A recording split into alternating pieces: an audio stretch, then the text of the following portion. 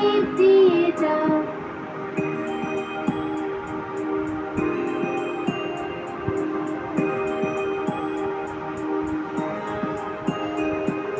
ধান ভাঙলে গুঁড়ো দেব, মাছ কাটলে মুড়ো দেব, ভালো গরুর দুধ দেব, দুধ খাওয়ার বাটি দেব।